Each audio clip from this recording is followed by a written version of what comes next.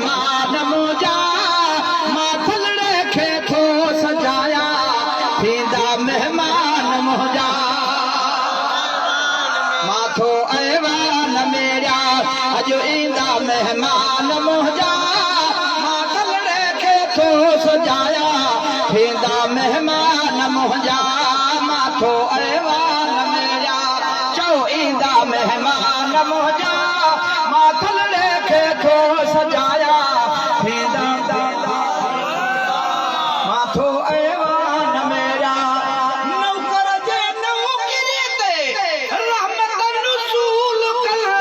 मां कखड़ा मारे कयामत खिदमत कबूल कर इंशाअल्लाह पहुंची इंशाअल्लाह पहुंची अज वींदा मेहमान मुझा माथलड़े खे थो सजाया ओ माथलड़े खे थो सजाया थींदा मेहमान मुझा हाणे हिकिड़ो दफ़ो चओ माथो ऐवान मेरा अज ईंदा मेहमान मुझा थो सजाया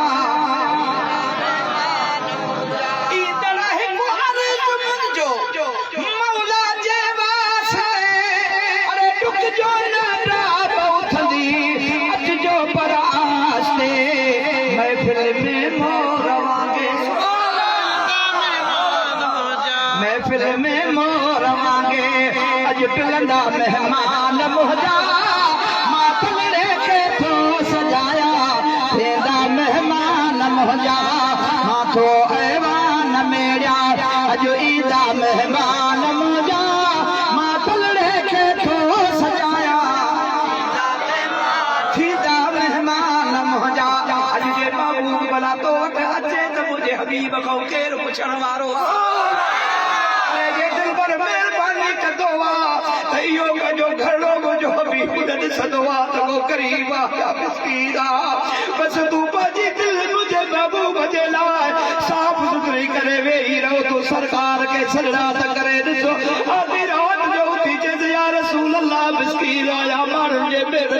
सताए छॾियो आहे दिलि पर दीदार कराए मुंहिंजे हबीब जी ॻाल्हि फरमायो आहे जेको मोहबत सां सॾु कंदो आहे त मां मोहम्मद ज़रूर उन वटि महिमान थियो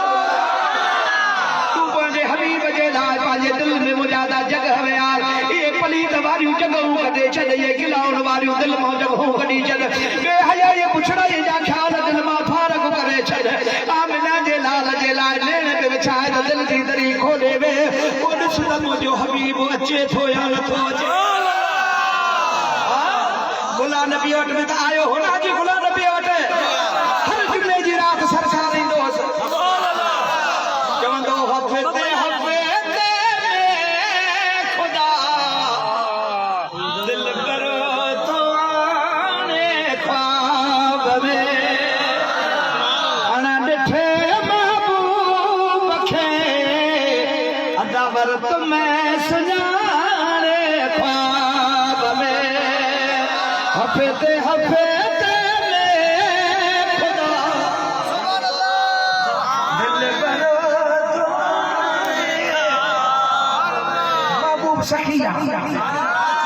पर मां हे निभाउ थो ॿुधायां ये माण्हुनि खे दिलि में अॼु अहिड़े